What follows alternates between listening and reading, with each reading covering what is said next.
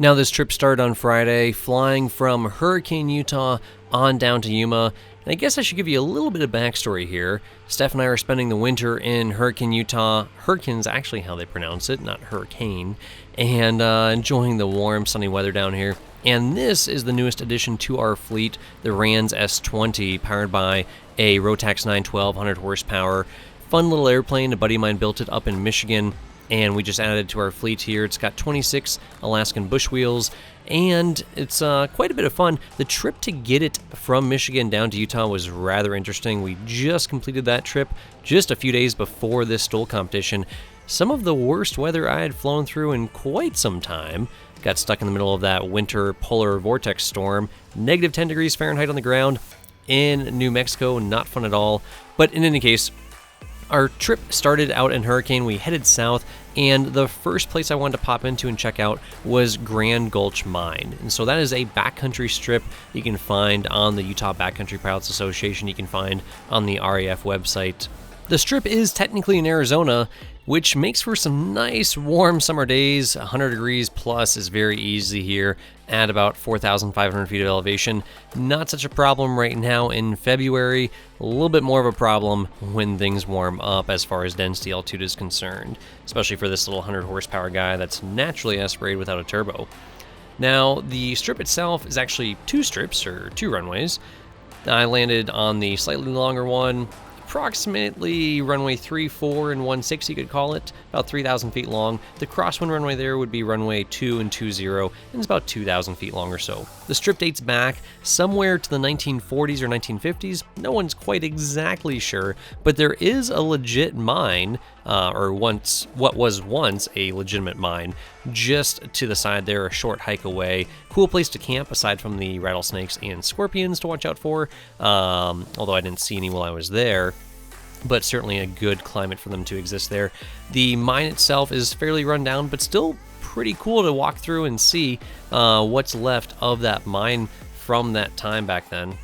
The mine primarily produced silver and copper and has lots of history that dates well back into the late 1800s and early 1900s. Of course, the airstrip came along a little bit later when airplanes came along. But really beautiful place, awesome place to camp for the night, owned by the BLM, and just a great place to visit if you are heading south from Utah down to the Arizona area. Just south of Grand Gulch Mine, of course, right after you take off, you will shortly then be flying over the Grand Canyon, which, as always, incredibly spectacular.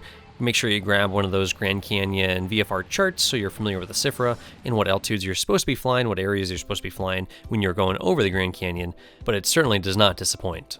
After coming south out of Grand Gulch Mine, crossing the Grand Canyon, I couldn't pass up the opportunity to pop into a pretty cool little dry lake bed there. Saw it on the horizon, looked at the chart, looked pretty cool. Pulled up Onyx Hunt, a good little app that you pay about $100 a year for, to see who actually owns that land, and turns out lots of this lake bed is owned by the BLM and open to aircraft. Lots of the lake bed is owned privately and has barbed wire running across it, so you might want to watch out for that. But a super cool place, just kind of play around, get a little bit better feel for the airplane. Still a very new airplane to me anyways, although it was about a 21-hour ferry flight from Michigan down to Utah. Just sitting in the airplane, shivering in the cold for 21 hours does not exactly prepare you for flying it low and slow. So not a whole lot of practice with this airplane. Tried to hurry on down to Yuma as quickly as possible so I could get a little bit of practice in there before the STOL competition the next day on Saturday. So enjoyed a little bit of practicing on Friday night, then sat down around the campfire, enjoyed ourselves for a bit, and woke up early the next morning to get going with the STOL competition. We start off the day taking off to the north. Not much wind out there, not much of a headwind, not much of a tailwind really, and sitting down there at sea level, all 100 horsepower working as hard as it could, getting that Rans S20 off the ground. First takeoff was alright for not much wind out there, about 142 feet for the first go at it. Still a pretty new airplane to me. Now the first landing of the day, not super great. In fact, all the landings of the days kind of floated a little bit there. Not used to such a light airplane, weighing less than just over 700 pounds really. Empty weight, just under 900 pounds loaded with me in there.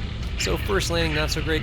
Later in the day, did a little bit better when we started landing to the south, with a little bit of wind on the nose. Still floated, but 92 feet on that landing.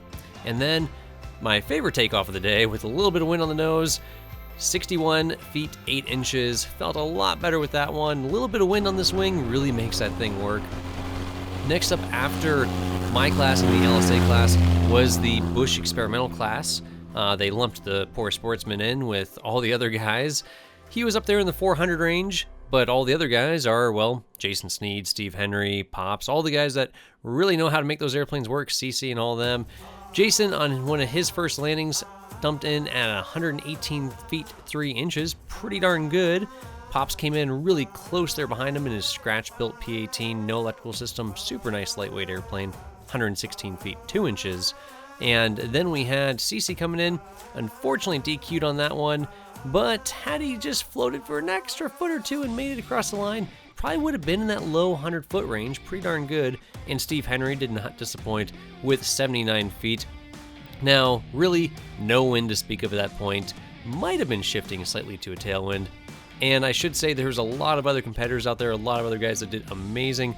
I just didn't have time to film it all, jumping in and out of the airplane, doing different heats in the RANs, and trying to film everybody else. Now, with a little bit of a tailwind there, later on in the morning, Jason had an 86-foot takeoff. Pops did about 110 feet, so the tailwind was rapidly developing through that second round in the morning session.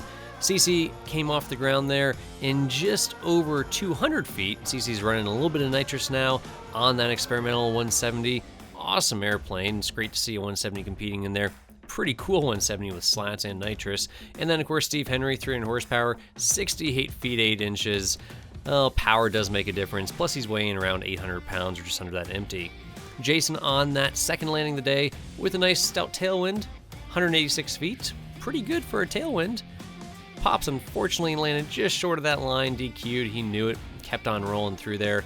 And then CC came in, making sure he didn't scratch on that one, and floated just a little bit, 186 foot, 5 inch landing. That was not a good round. And Steve wrapped up the morning session with a nice 5-knot tailwind and a 106 foot, 7 inch landing. Well, we took a lunch break. John ran out there, painted a new line, flipped around the course, and we all were running to the south at that point with a nice headwind with much, much better results in the afternoon.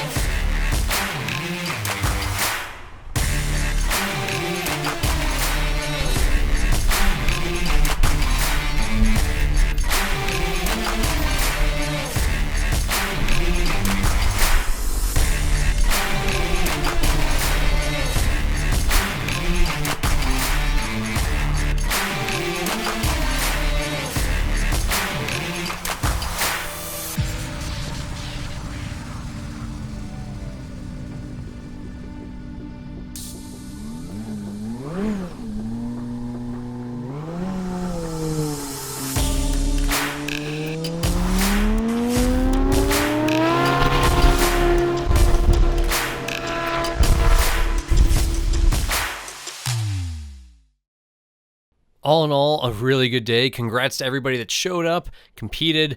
Super fun time. First ever Outlaw Stol, Yuma, Arizona, Somerton Airport. Great event. Can't wait till next year. After it all wound down, it was time to kick back by the fire, throw back a few more beers, relax from a nice, long, warm, sunny day. Everybody got a little sunburnt there.